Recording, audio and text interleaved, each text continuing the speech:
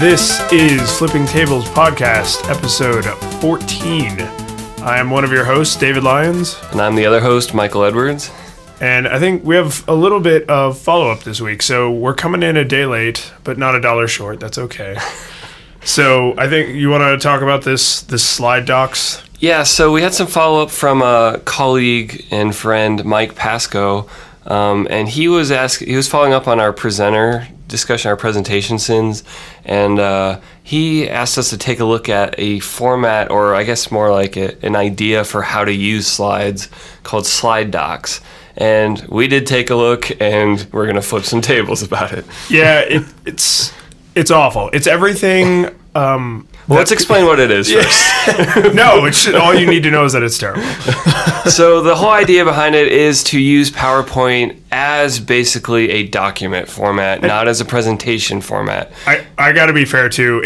I think you could also use like Keynote or Google Docs. Right. Yeah. Like they're not. It's not a specific advocate for PowerPoint. Yeah, it's not just PowerPoint, but it's using a slide presenter tool to create documents that are not intended to be projected or presented, but are intended as documents that are read and distributed like any other normal document. Right, they're completely standalone. And I think the appeal to the people that are promoting it is that you can do web-like design in a PowerPoint. You can very easily throw columns of stuff around, and you don't have to learn how to do that in Illustrator. Is there another place you can do web-like design besides PowerPoint slides? I'm not sure there is another place. Well, then thank How God. about the web? The web, yeah. So that's as soon as we started looking at this, that was my immediate, like, no, this is a terrible idea, because this to me is just the slide version of, oh, it's in a PDF. Oh yeah, I just threw it in a PDF. Here's a PDF I'm going to email to everybody, because it has all of the same shortcomings. So you have a format that looks like garbage on mobile. You have a format that once people start emailing slide decks around, you no longer have any control over it, whereas a website you can keep updated. Right. I don't think people are adding a lot of multimedia to these, but if you did, so you could, record narration over it, which would be dumb because there's like paragraphs of text on every single slide. Yeah. They're obviously meant to be read, but putting multimedia into slide decks makes them huge. Guess where you can use multimedia really well? I can't. The web. The web, really. Again, I'm blown away that like the web any can do new all these format things. that comes out, anything you want to use, you don't have to wait for your slide deck company to support it. Yeah. So this to me looks like a really artful way of enabling a terrible idea. Yeah. Because, the slide deck they have... So you mean it's like Prezi? Yes. Yeah. It's very pretty. There's lots of full bleed images. But that's because the one on the homepage, we'll have it in the show notes, is like... Obviously, when you're making your case for slide docs, you have a good example of a pretty version of it. One would hope. But like with anything, you know what regular people are going to do if they try this idea. Yeah. It's just going to be walls of 8-point font pasted in, and they won't know about how wide lines should be in typography for good readability. So they'll have 200 words on a single line, and you'll have to scan left to right forever. And to this company or person, whoever is doing this, to their defense, they provide templates, but I don't see what problem this is solving. Because if the only point I could think of is like, oh, well, you can email this information around. It's like, you can just email someone a URL. Yeah. And then they can go to the website and see the most up-to-date information, and it's great. So this doesn't make sense to me. If I had seen this 10 years ago when everybody still emailed PDFs around and thought it was a good idea, then I'd be like, oh, okay, but... maybe there needs to be a good template for the major blogging systems if you want to develop easy pages of this kind of thing.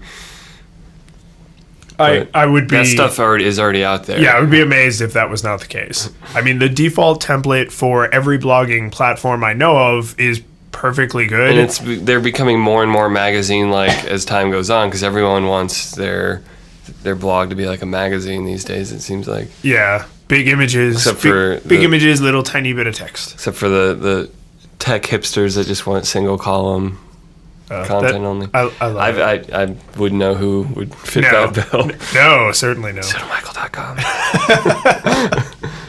Switched your NPR voice for just a second there. But, thanks for sharing, Mike, and we hate it.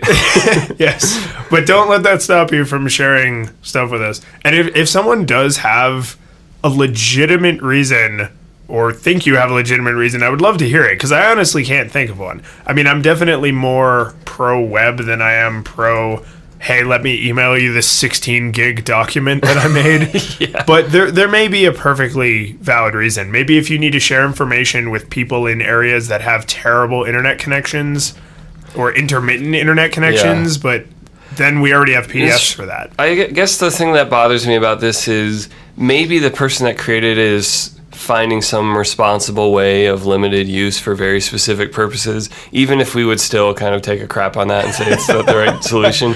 But it's going to inspire bad behavior from people who don't think more deeply about why you use the format you use for your audience.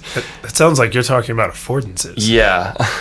And so, I don't know, I'm reminded of a discussion battle about using tables in web design. And of course, web designers have moved on about 15 years ago from using tables in web design. They did. But there's in the layman, amateur, not professional who's building a website for some reason or an online course, to be a little slightly more specific. Tables are like a comforting thing they learned once when they were in their 30s in the 90s, and that's the one tool they have for doing something other than just paragraphs of text. So you narrowed it down to academia specifically, and you were ageist. Do you want to just name somebody? Do you want to be like, Jim Smith, your course sucks? That's the dude. You know who you are. Classic Jim Smith. Classic Jim. So I think we actually talked about the tables thing, the using tables for HTML layout in an early episode. But it startles me when I encounter someone, not that does that, because that's fine. Like, I understand a lot of people don't update their web skills, and the tools enable them to use tables in a way that's comforting.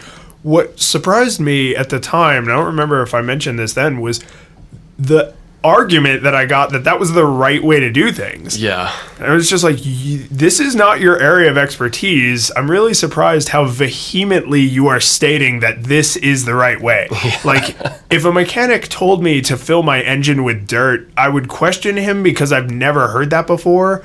But I would probably not shout him down because I don't know anything about cars. Like, I'd get a second opinion, but I wouldn't be like, no, you can't possibly be right. Or maybe an example that's a little less extreme hyperbolic is, it used to be important to, well, I don't even know if this is actually true, but you blow on Nintendo cartridges to make them work. Yeah, which is actually wrong. If you continued to do that with discs, it'd be like you didn't update your knowledge. Yeah. And someone told you, hey, you don't have to do that anymore. There's no connectors on the CD or DVD. Right, which I've seen in multiple places. And then you shouted them down. That blowing on the cartridge was actually bad for it because you got like spittle and particulate matter all over it. But I swear to God, it worked. No, I think there is an explanation of why it worked. It's just it will damage the cartridge over time. Okay, I'll believe it. So it worked, but it was still a bad idea. There's a proper way to just clean it. Yeah. I think but really, paper towel light. Instead of fondly being nostalgic for how much of a struggle it was to get Nintendo games working, can we just be mad at Nintendo for making such a bad connector design? It's looking back, it's like, oh, you mean the entire chip is exposed by like 3/4 of an inch? Like, that's such a weird... Well, I mean, the Super Nintendo cartridges aren't fundamentally a different concept, but they work a million times more reliably. Yeah, because they had an actual connector instead of just exposing the circuit board. Yeah, and just like this awkward handshake between the system and the cartridge. I mean, even USB has the little flat gold connectors. I don't know if they're actually gold, but they're like gold in color. Monster cable gold. Yes. That's why every USB thumb drive costs $1,000. But I mean, think about any other technology you use. even a CD, the part that's actually being read is under a thin layer of plastic. Yeah. Right? I guess a record is a good example. The thing that reads it, the needle, comes directly in contact with the surface that stores it and just drags across it. I realized that was one of the big advances in modern data storage formats. Like, was that physically scratching things? Yeah, because I mean, if you go way back to the cylinders, like a music box cylinder, you had raised or sunken. Yeah, just plinking against. Yeah, and it just literally smacked it and made a different noise. And then you had records. How about tapes? Like a tape cassette. Was there physical contact? Yeah, they're little magnetic bits that get arranged in a tape. But I mean, it's read by a magnet, right? Or it's not physical contact. No, I don't think so. Okay, so tapes were a step in the right direction. No, it's not physical contact. Yeah, okay, so good. So tapes were a step in the right direction. And then we had electrical contact. Even spinning hard drives, which I've learned to hate so much. Yeah. Now that I've gone SSD life, when they spin, there's a little cushion of air. And you know you have screwed yourself if you hear the click. Yeah, then you need to get out of the building quickly. Yes, get your data out of the building. It's done. Women and children data first. Click, click, click. Throw it in the garbage. It's done. So, yeah. So that was quite a journey away from slide docs, but basically it's dumb. Yeah. And we'd love to hear someone defend it, though. Yeah. We will give you a fair representation if you try to defend it. I will. I'm always happy to be told that my point of view is wrong. It's just, it happens so seldom. I'm just right always. All the time. I try not to be vehement about something that's obviously false. So go ahead. So there was another piece of follow-up, another thing to rant about. So a friend of the show, Brian Yinger, tweeted at me the other day. Did you just Colbert that? Yeah, friend of the show. He was responding to our audio discussion, audiophile, and particularly the point that vinyl is really just has sentimental value. It's not inherently better. Nostalgia goggles. Yeah. And he said, totally agree with your thoughts on vinyl. The pixel density of my Nexus 7 convinced me to switch from my iPad 2, though. And he's not wrong to want to switch from an iPad 2 to a Nexus 7 because for pixel density reasons, because the iPad 2 had, guess what, 132 pixels per inch. Like a savage. So might as well be reading tea leaves. That's like a third of most modern smartphones. On a much larger screen. Which, granted, you don't hold the iPad quite as close as a phone, but 132 is low enough that it's, after you're used to higher density, it's like a blurry mess. That's totally true. And so that's not completely analogous to vinyl, because vinyl is really high quality. Well, it's high enough. High enough? Yeah, it's high enough quality if you have enough of the audio chain high quality. Right. But 132 pixels per inch is blurry. It is fuzzy. But it's not cool Super Nintendo blurry. Yeah. And so that kind of brought up the point of, like, what is the threshold, and have we already reached it on pixel density? Well, so I think back when Apple started using the Retina branding, the argument, and I don't know if this is official or if people just made this up, but the argument I remember hearing was the reason they called it Retina was because they were reaching a pixel density that they would not need to go much beyond that. Like this, that the human retina at the viewing distance intended for that screen would not be able to tell that they're individual pixels. Exactly. So if you are using an iPhone, it's going to have a different retina level display than an iPad would, than your 27-inch iMac. The current iPads, I think, are 264, whereas the iPhone's like above 300. Right, because you hold an iPhone dangerously close to your face. Which is, that's fine, but this is, so when this came up, this to me is just the visual version of the audio debate we were having. Yeah. Which is, if you're viewing a web page, so text is tricky. I'll talk about text in a second, but if you're viewing a web page with images or you're viewing a video, it has to be in a very high resolution, coming across in a way where it's not compressed, and then displayed on a screen that can display that resolution, and then this is the exact same thing as the audio chain. Exactly, and then viewed by eyeballs that can see it. And so imagine all the pictures on Earth were compressed which is obviously a very different meaning than compression in audio, but other than the fact that it makes things smaller. So it's basically. But the most like artifacty JPEGiest of JPEGs. Yeah, you're the animated GIF. And you have this like 2,000 pixel per inch screen. Doesn't matter. The JPEG is crap. It will look like crap. Yeah, and most things you view, especially because I think people are probably thinking about video more than images. But the thing is, most video protocols are set up to compress on demand for bandwidth limitations. Yeah. So, like, if you've ever watched... Crush them blacks. If you've that ever sounds really watched... bad out of context. We cannot use that as a show title, nor should anyone ever. But so, like, if you've ever watched Netflix between, like, 4 p.m. and 7 p.m. Eastern Standard Time, then you know that no matter how good your bandwidth is, Netflix doesn't look great. Yeah. Because everyone in the country is viewing, if you're in America, everyone in the country is viewing Netflix at that time. So even though I have perfectly serviceable internet at home, Netflix looks a lot better at 10 a.m. on a Saturday morning than it does at 6 p.m. on a Wednesday evening. Mm-hmm. It's just, I mean, it's the same player, it's the same television. At least with video, people's vision is much more forgiving than... Because it's moving. Yeah. Yeah. And especially stuff that's shot on film that just has a blurriness to it of motion. True. Motion blur, a natural motion blur. Which actually... natural, I just use that word. It's natural. We're accustomed to it. So I have to throw out this quick side note, because you know a lot more about video than I do, so if you could explain this to me... That's for sure. That's for damn sure. So I was on vacation recently, and I was watching a movie, and it was on a television that had an artificially inflated refresh rate. And the second I walked into the room, I was like, what the hell is wrong with your television? Because it was a TV show. So I was thinking, maybe it's just this TV show. And then we sat down and we watched a movie that I know really well.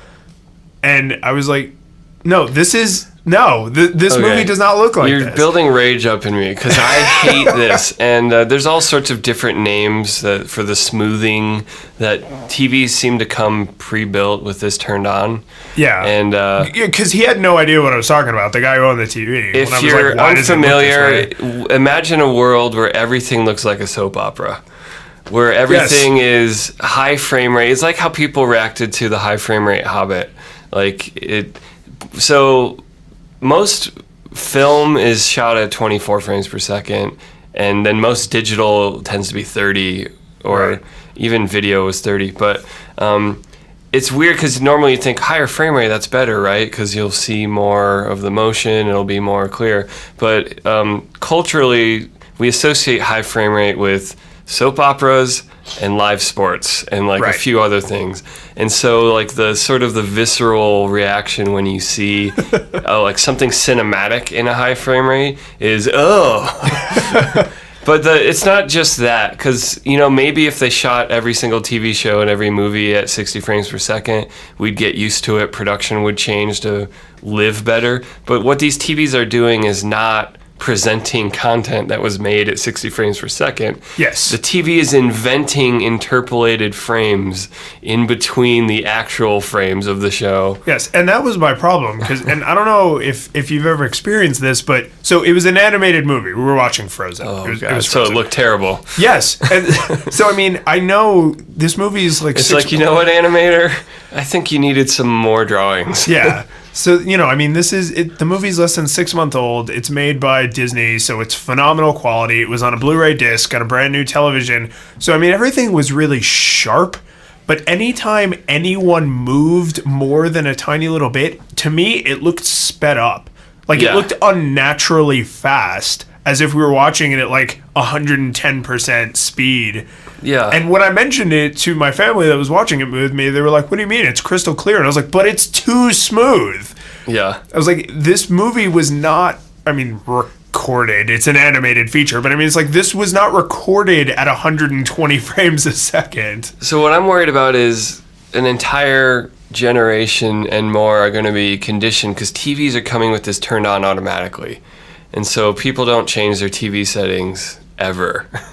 People It's buy true. it and then they like watch something. That's why people are watching like the standard def channels and don't realize they have an HD subscription. That bums me out. Or the classic, you're watching a 4:3 show in 16:9, or vice versa. Everyone is so short and fat. Or you're watching a letterbox 16:9 show that's been sent over as SD and then stretched out to 16:9 again with black bars still on it. Ugh. This is your parents' house. But I'm worried that this is something that I just have to get used to when I'm like at someone's house and it's not something you can like bring up and complain about. You just have to suffer through it. So is there any chance that the industry will jump ahead of this and just be like, you know what, we're just going to record everything at 120 frames a I second? think that's the only solution unless the TV manufacturers stop turning this on by default, because everyone's going to get used to it and they're going to see like the actual way things were intended or shot for, and people are going to be like, it's so like slow and blurry. How can you watch this? And I realize that some of it's subjective, but there's a part that's not right now because the stuff is not shot at a high frame rate. Right. I And mean, so, it's, like, this is like when you knew people who had digital cameras when they were new, and they would take like a 1.3 megapixel picture and then print an 18 by 11 print of it, and it looks like garbage. Yeah. It's like, yeah, that was meant to print like a 3.5 by 5 little snapshot, Yeah. not a poster. And I'm not the guy in history that's like black and white's the only way to do movies, color's a fad. And so you're like, a big fan of the artist. so I don't want to say like, you know what, 24 frames per second is God's frame rate. And the one true frame because rate. the history of the frame rate of film is sort of an arbitrary decision. That's very true. used to it. It's not even standard. So I'm willing to adapt, but not in shitty ways. If the content makers embrace higher frame rates, then that's really the only way I see this working itself out. Yeah, I mean, it has to start with the source material. I mean, this is exactly like audio. This is exactly like what we were just talking about with video quality on a screen. If it doesn't matter how sharp and resilient and powerful and fast the refresh rate is of the end device, the content has to be there first. And I said quick before I think we get off of this, I mentioned text. The reason I say text is an exception on high-res screens is because text scales vectorally. Yeah, like it's computed mathematically the way the text is rendered. So it's not rastered. Right, rasterized. Yeah. So a higher density screen, even if you can't perceive it because your eyes aren't good enough or because of the differences are so minute, a higher density screen will always make text look better. And this is where like there was sort of an old web design practice before style sheets and everything got good enough where you can do pretty much anything you want with design natively. People used to Photoshop and hard code text into graphics. Yes. Which meant when you went retina, we went high density, your graphics sucked. Yep. And this also hit iPhone developers because when Apple switched, they're like, we told you not to hard code graphic versions of your text labels. Yeah. And now your stuff looks like crap because anything that's system rendered gets upgraded for free. Right. Yes. If you just said put the word back here, then the word back looks phenomenal. If you have a little image of a button with the word back in it, then it looks like garbage because it's now twice as big. Yeah. It's now 1/4 the necessary pixels. Yeah. So it's...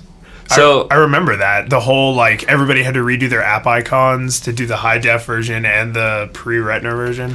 So I'd say we're pretty much at the pixel density that, I mean, never say never. Maybe eventually we'll perceive and be like, you know what, I need 800 pixels. But once we have bionic eyes. It's diminishing returns, and I think we're at already an excessively diminishing return for pixel density. And just give me battery life, please.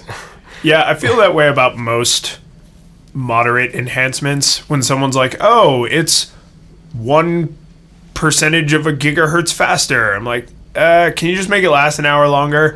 Like, Yeah. That's cool, but I'm willing to wait the extra 15 milliseconds. I'm not rendering the Toy Story 4. Yeah, on my smartphone. So just make it last for another couple of hours. Speaking of battery life and performance, and I'll try and find the link to this. It was something somebody shared with me. A guy did a comparison of the Galaxy S5, which is a brand new, cutting edge, top of the line phone, and a Moto E, which is trying to break into like the sub third world, never seen a smartphone. Is that one before. sub 200 unsubsidized? It's $129 unsubsidized, brand new. The camera doesn't have a flash. Like, they stripped out every unnecessary thing so that they could get smartphones in the hands of more people. I hate flash from like camera photos anyway. It's what if we turned everyone into a ghost? Imagine that. What if everyone was wearing white face paint? So what he did to illustrate the benefits of stock Android and more to condemn people who put overlays on stock Android is he held a Galaxy S5 and a Moto E side by side, and he just started doing the same tasks at the same time. And in most cases, the Moto E is a tiny bit faster, and in a few cases, it's substantially faster. It's also Samsung has a history of just bloating down their OS. That's exactly the problem. Yeah. You have all of this processing power and all of this RAM, and it cannot keep up with their garbage overlay. Yeah. So I feel like that when you're designing something, you don't have to make it 100 pixel density screen. You don't have to give me audio quality that... You mean 1,000... 1,000 pixels per inch. You don't have to give me audio quality that I'll never be able to tell the difference of on my crappy $10 headphones anyway. Yeah.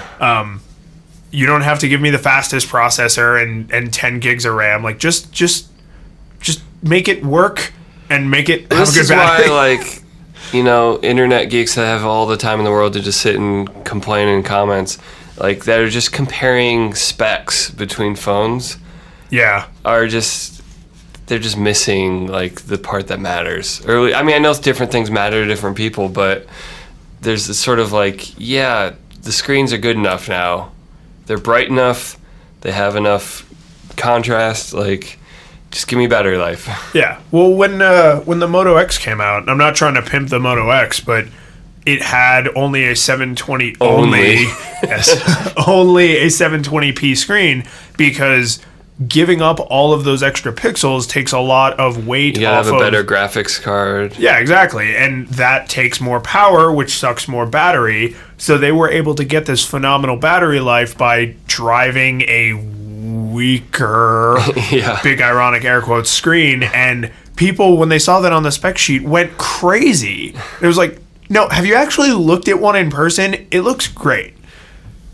So at the risk of derailing this from our topics even further, all of this applies... This is our show. We can talk about whatever the hell we want. All of this misplaced enthusiasm about specs that aren't going to help applies to megapixels and cameras.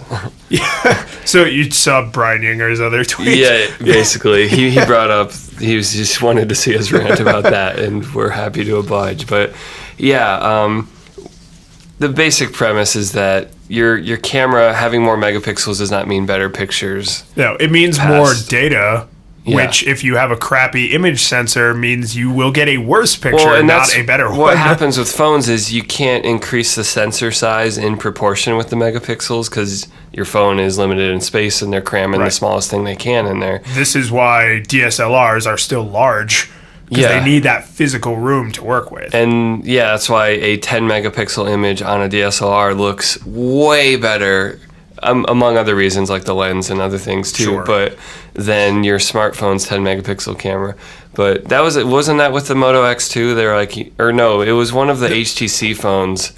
One of the HTC phones and the Moto X. There's been a couple flagship phones. You know what? 4 megapixels is enough, and we're gonna leave the sensor. That actually gives you more light per segment of the sensor. Right. Well, and I feel like now, because we talked about audio, we talked about screens, and now we're on to cameras, and I think I just realized the main problem here is that marketing departments have grabbed onto one or two factoids and that's what they market on. But really, these are complicated technologies. There is a whole supply chain. There's 1,000 different things. So it's just like every other topic we've talked about today. Well, yeah, but I feel like this is the fault of marketing, right? So when you're buying headphones and they market them Our based camera's on gluten-free. Right, yeah. So when you're buying headphones and they market them based on their loudness, or when you're buying a device like an iPad or any kind of tablet that basically is a screen that you hold, the thing that they're going to talk about is like, oh, well, our screen has 6 more pixels on it than that guy's screen. Our LumaBurst technology. Oh, God, there's always some stupid brand name. And megapixels has always been the... I mean, I remember when I graduated high school... It's got the word mega, so megahertz. Yeah. They're like sad that that's no longer a metric people use. Yeah, I can't remember the last time I bought or even saw a computer where they were like making a big deal about the processor speed. Yeah. They talk about the processor generation. Or like, how many cores. Yeah, it's a Core i5 or i7, which are brands. They're marked, yeah. Or it's a Haswell. Because the i7 from 2009 is not as good as today's i7 by a long shot. Yeah, so I think this is all the fault of marketing. I remember getting my first digital camera when I graduated high school, and it was like a 1.3 megapixel sensor, something you wouldn't use to take a selfie with now on the front of a smartphone, and this was like a standalone camera device. What's the next megapixel? So let's apply this to future forward to wearables, and maybe it'll just be the same stuff: battery life, screen stuff, audio stuff. But if there was a new bullshit spec that is going to be parroted around, what would it be? Maybe sensor count. Like our wearable counts 6 it metrics. It has 16 gyroscopes. I wasn't thinking one sensor. But I mean, our wearable counts heart rate, perspiration, and it's a pedometer, and the other guy's only does pedometer and heart rate. So ours tracks more things than that guy's tracks. And they'll say like, yeah, we've got all the sensors, like that means they're good quality versions of that. So right. I'm reminded of there was a game developer, mobile game developer, that just delayed their Android release of their game because Android has so many different hardware models that they discovered that the gyroscopes that were in all the different hardware. So, you range from the high quality stuff to the crappy, mediocre phones. There's such a disparity in how all the phones measure position and movement and tilt. And like wildly different. That was necessary that for they the could game. not guarantee. Yeah, they're doing very motion tilt oriented gaming. And I'll find the link for the game, but they're basically like, we need to like one by one develop our game. Like, I know there's like a tired meme that like Android has fragmentation, and a lot of that is way overblown. That's true. But they were finding for the use of gyroscope hardware, there is like a widespread disparity. And some of the phones that claim they had gyroscopes were really faking it with accelerometers and stuff. Really? Yeah. Oh, that's crappy. And so the big thing is this guy posted a Vine of like 7 or 8 Android devices, and all their gyroscopes are just like waving in different directions, and the compasses are pointing in different directions. And so as a developer, you're just like, ah! Yeah, if you're thinking, oh, this is the one reliable thing. So this is Game Oven Studios, and the game is called Boundin'. And they do lots of like local multiplayer tablet games. I think they're most famous for Fingal. But are you just making up words? Yep. This is totally made up. But anyway, what was I doing with that? We were talking about future forward, the next megapixels. Oh, yeah. So people will list specs, and it doesn't mean it's actually any good. Yeah. So marketing. I thought, I mean, I'm not a big hardware guy, so I would have thought gyroscopes were fairly innocuous. And apparently, if there's somewhere that a corner can be cut, someone will cut that corner. Well, I think for most uses of motion on your phone, it's just like, are they reading it in landscape or portrait? Like, you can get away with much less precision.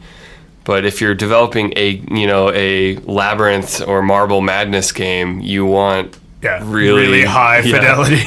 And you want to develop it and not have to like release a different version for every device. Yes. So in 2 years, are we going to talk about how much gyroscope accuracy is enough gyroscope accuracy? Well, the fanboys will be like, gyroscope fragmentation, bro. Nah, man, the iPhone has way better gyroscopic consistency than any Android device.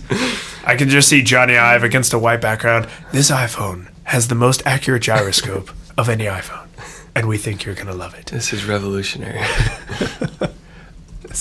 Okay. I'm scared now because now that you've brought this up, I'm getting pre-annoyed by all the annoying crap that hasn't even happened yet. I'm preemptively frustrated. So I think 40 minutes later, we're done with follow-up, which this is a Syracuse kind of thing to do. But that was excellent follow-up. It led to very good conversations. So I don't know which of these we want to try to tackle. I think we can do. We can link to Signs from the Near Future as a good segue. So Signs from the Near Future is a Tumblr that somebody put together. It's kind of like the I Can Has Cheeseburger. They're just like photoshopped images. So I did put it in there already. Thanks, Magic Chat Gnome. So they're just fake signs. Like you're gonna have to be aware that there's drones patrolling in this area. Please turn off your smart device while you're in line.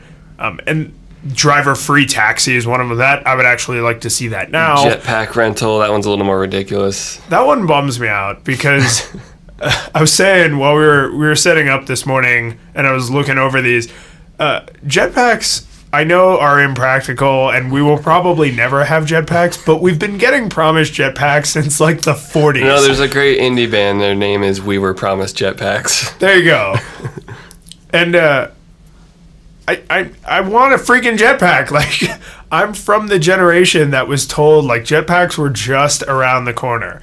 Like no one will drive cars or ride bikes. We will have jetpacks. And then what did we get? Segways. Like, I don't want a Razor scooter. I want a jetpack. I want the Jetson style jetpack that was just a little belt that just went like, and just, you had like perfect 3-dimensional orientation. You weren't like being violently propelled forward. They have one for come on, science. A special lane for driverless cars, but they have a QR code on it, so it bums me out.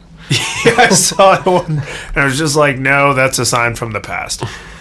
It's a combination of an awesome technology we need and a horrible technology we never needed. And if you don't know which is which, then get out of my office. We'll flip you. I think the one on here that it's the very last one right now is no synthetic biology allowed.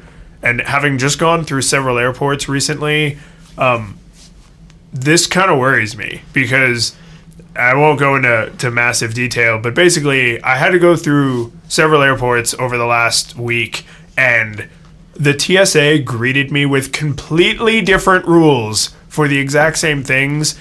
And I don't agree with all the security theater, but I'm willing to meet them halfway. I will jump through whatever stupid hoops they want me to jump through. I just wish they would standardize them. Yeah. Because in Airport 1, I didn't have to take anything out of my bag. And then in Airport 2, I had to take some things out of my bag. And then in Airport 3, I had to take out different things from Airport 1 or 2 and take off my shoes, which I didn't have to do at either of the first two there's airports. Weird, like, technical, like, supposedly phones and tablets you can just leave in your bag, but, like, if it reaches a certain threshold of if it's a certain size. I think that might be based on the battery size, because if it was a fake battery, it could be a large explosive. I guess. And this is like... So with my daughter, we had like jars of baby food, but they didn't care about the jars of baby food, but they actually checked her sippy cup. Yeah. Because I guess there are lots of explosives that resemble water, but like they didn't care in all the airports, they only cared in some of the airports. It was the same cup, it had the same amount of water in it. Yeah.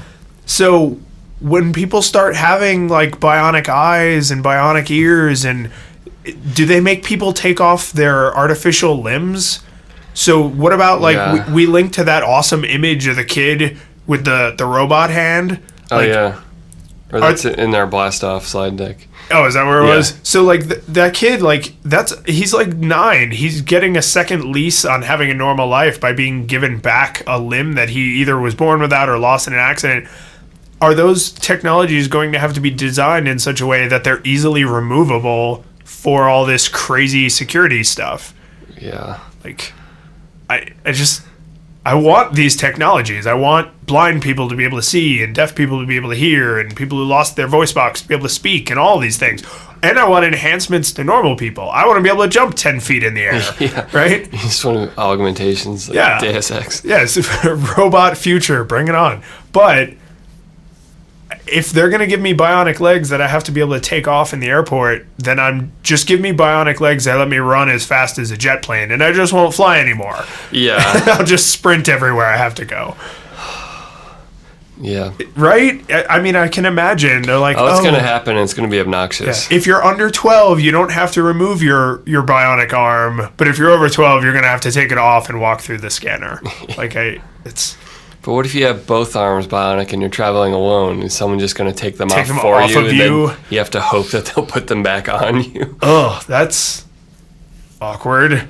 So they're going to have trained limb removers? If only the movie Elysium was better than it was. I haven't seen it, but now you've got me curious. Because they've got the crazy security future and the sort of the economic disparity of the tech future dystopia really well done. Is it all the poor people still live on the planet and all the rich people are on like a they're on Halo. Ring? Yeah. Yeah. Gee, where'd you get that idea for a big spinning circle wherever all the rich people live? So yeah, I didn't expect that to get as deep as it did, but that really made me think about. Thanks, Tumblr. Thank you, random Tumblr person. And then the other thing I think we do have time to talk about is the security and privacy stuff that goes with all this. So one of the last things in our very, very long follow-up was, our smart device has more sensors than the other guy's smart device. Are there going to be sensors that are deal breakers? Like if you're a diabetic, would you not want to wear a smart device that is constantly checking your blood sugar because you're afraid who's getting that information? Right. And that's this Wired article we'll link to that sort of brought this to bear of like, generally speaking, the industries are kind of slow at tightening up their security and even if they're secure, you just don't know. It's not, a lot of devices are very proprietary. You have no way to verify where your data is going, what's being collected, how and what format. Is it being stored in plain text? Is it being encrypted? And so as we dive headlong into the Internet of Things and everything's online and connected and networked, does that just mean that everyone's just opening up their entire lives to privacy is corporations? Done. And the answer is yes. Yes, in some ways, absolutely. And I mean, sort of the counterpoint is, well, maybe there will be even more use of private local networks. Right. For, your lights and your garage door and your refrigerator are not going to be talking to the internet very much. It'll be like sandboxed. Right. They talk to my local network, and I have a device that's internet connected that can talk to my local network, but my lights cannot be reached directly through the internet. Yeah. Because why? And so I'm just wondering, all those 90s movies where someone gets trapped in a computer and starts taking over the world. Lawnmower Man, reference again. Or I remember The Ghost in the Machine. Do you remember that movie? I remember the anime. I just remember the kid, or no, not Ghost in the Shell, Ghost in the Machine. No, I do not remember that movie then. There's the kid falls in the pool and the guy in the machine, the ghost in the machine is trying to kill him. And so it's like a pool with an automated cover. So it like covers him up and he's drowning and whatever. That's not important. But the point is, will we secure and encrypt these things fast enough? Or, will we need some people to drown in some pools first? So I don't want to go into the entire conversation about, like single payer healthcare and insurance companies, but I feel like a lot of these things could be headed off at the pass by making certain things illegal and making them culturally unacceptable. Like charging people more. Yes. So, like, if I drink a Coke with lunch, my insurance premium should not go up. It's like, yeah, Coke's not good for you, but it's not so bad that it should be that minute. Like, drinking a Coca-Cola is not smoking 2 packs of cigarettes. Well, the precedent is already there for, smoking is the exact example. At least smoking is that harmful, but I feel like smoking is I mean, I definitely can't come up with all the answers right off the top of my head this second. But I feel like a legal, it's a controlled substance. Yeah. Like, if it's not a controlled substance, you shouldn't be able to. Even if drinking, was there a limit? As if you're drinking a 2 liter of Coke for lunch every day, can they raise prices on you then? Yeah. So I mean, this is the entire argument for single payer is. I want my doctor to know everything they can know about me to better serve me. Not to penalize me and rip money off of me, but to take care of me. Yes, to help me stay healthy. So I could get a text from my doctor that says, like, did you seriously just drink your 7th Coca-Cola today? And I could be like, sorry, bro, sad face. Sorry, bro. And then, yes, I call my doctor bro. And then, that way we can have an open relationship. But I'm sure that there are lots and lots of medical conditions and common behaviors that people hide from their doctors and other healthcare professionals because they fear not just the cultural being reprimanded, but the financial being reprimanded. Mm-hmm. I mean, I know there's been lots of lawsuits where an employer found out that their employee was going to a psychologist or a psychiatrist, and then they were chastised in the workplace or even terminated. It's like, not everyone who sees a psychologist or a psychiatrist is a dangerous psychopath. It bothers me that there's such a stigma. Mental health issues are stigmatized completely in America. I don't know about the rest of the world as much, but definitely seems like probably most of the world is pretty stigmatizing of it, but definitely here. And a lot of people would probably benefit from just talking their problems out in a healthy environment. But why is it if you're sick with a virus, it's like, oh, you should get some medical help, and if you're like, my mind is sick. And I mean that not as I'm a sicko. Right. I mean I have an illness and it happens to be mental. Yes. Why am I not allowed to seek help without being ostracized now? Yeah, it's a very odd double standard. It probably stems a lot from fear of the unknown. So you have, even though people don't really understand biological illness, they think they do. So they're like, oh, you have an infection, so you go get antibiotics, and they don't understand you're depressed or you're upset or you have whatever kind of condition you have, so you go see a psychiatrist or psychologist. Maybe to go too philosophical, people have a Descartes mind-body split. It's like you are a person and you have a body. And so it's when your body is sick, you yourself, you just have this thing on your back. Right. Whereas when your mind is sick, it's like you are broken. Yeah. And it's you know what? We're both. We're not just a mind and we're not just a body. We are both. Yeah. This does risk going super philosophical, but you're probably right. There is probably a division of your body is the thing your mind pilots. So your body can be repaired, but if there's something wrong with your mind, that's an unrepairable problem, and now you're dangerous. Now I'm scared of you. Yeah.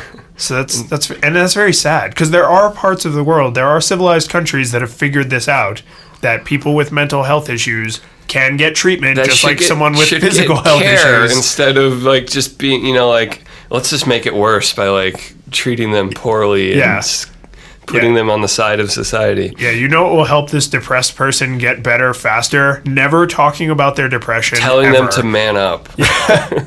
Grow a pair, wuss. Thanks, football coach. Mental health professional. Slap them on the ass and send them back to work. What can possibly go wrong?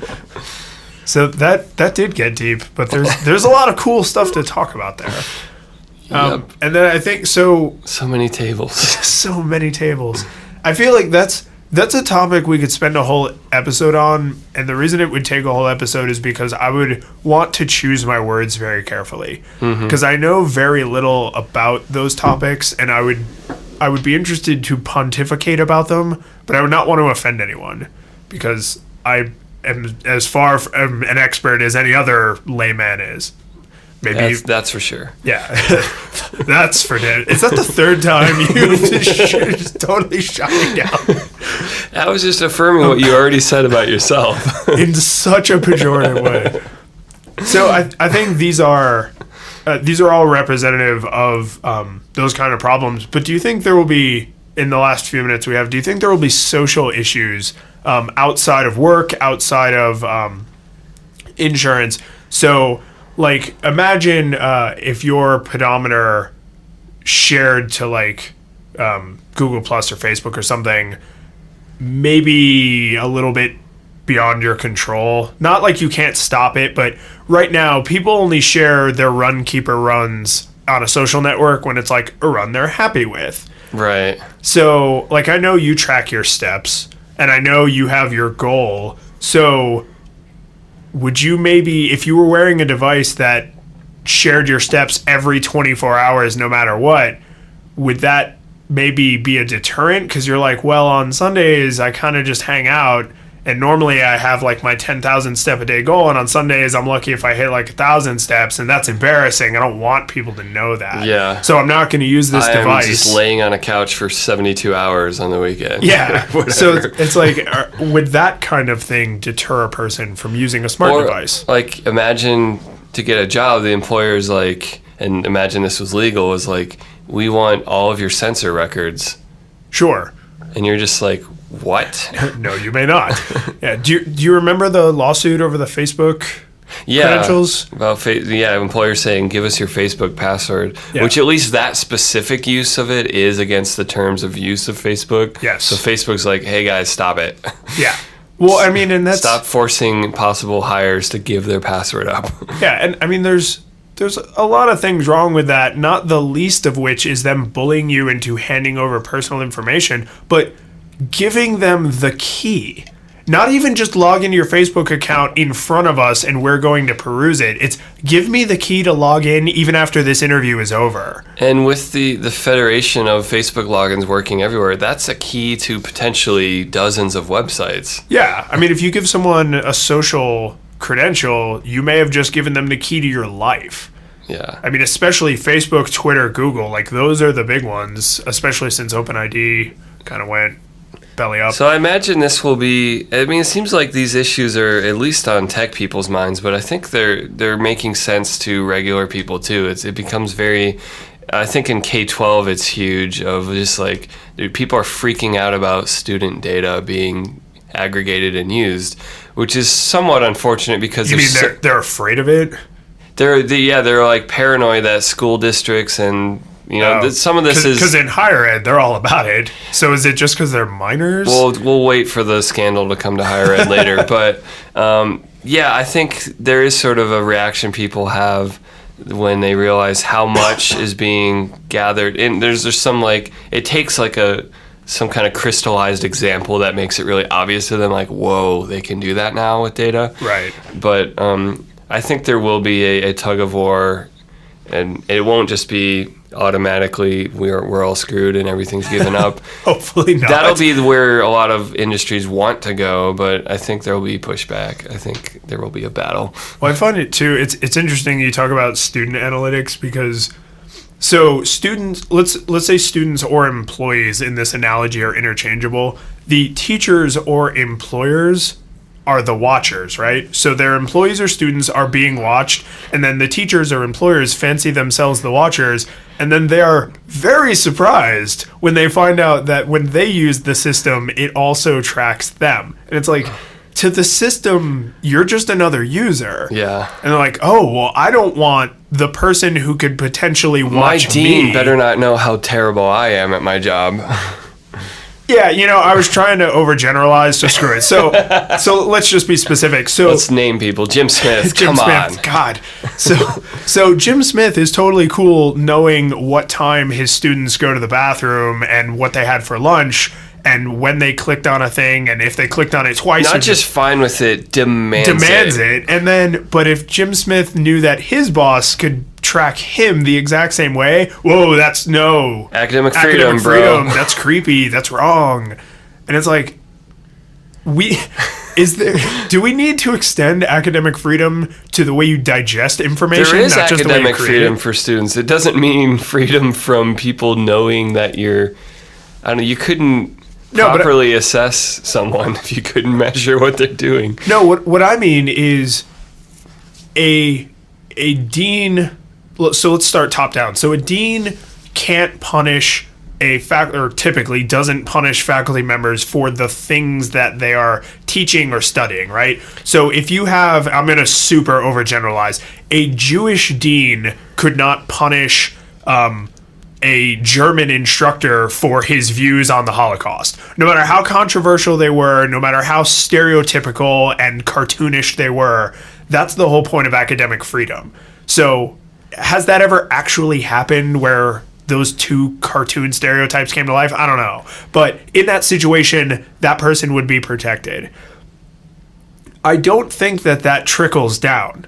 I don't think we have Reaganomics, because if a faculty member found out that one of their students was able to pass their course by skimming the chapters in the textbook once, they would probably not be okay with that. They would probably be like, no, here's how you're supposed to study my material. It's like, no, I only have to achieve the end objective. How I get there should be irrelevant. And I don't know if students have any kind of protection there. I don't know if anyone's ever asked that question. I may have just blazed a new trail. No. But no, there's all these double standards of like, of course we should be tracking them. Yeah, but not. Oh, you're tracking me? Yeah. I mean, that always comes up with... Be careful what you wish for. I was just in the airport, so it's like, oh, well, of course you need to pull the brown people out of line because only brown people are terrorists. It's like, no, actually, there's a lot of Caucasian terrorists. Yeah, most of the American terrorism. Yeah, we're white, middle-aged like guys. The Unabomber and. Yeah, what was was it Columbus, Ohio that had another really bad? I don't know. Basically every... DC sniper. Yeah. Basically every famous terrorist event before 9/11 was... Some white dude. The DC sniper was a black guy and his son. But again, not an Arab, not an Iraqi, not someone from even outside this country. They were born and raised in this country. But the response to that is, so we should be able to wiretap anyone. Yeah, let's just profile everyone. Everyone has to get taken out of line and patted down. Yeah. It's just all pat downs. Pick up that can, citizen. Pat downs all the way down. But that's the problem. That's when you start to become like the totalitarian.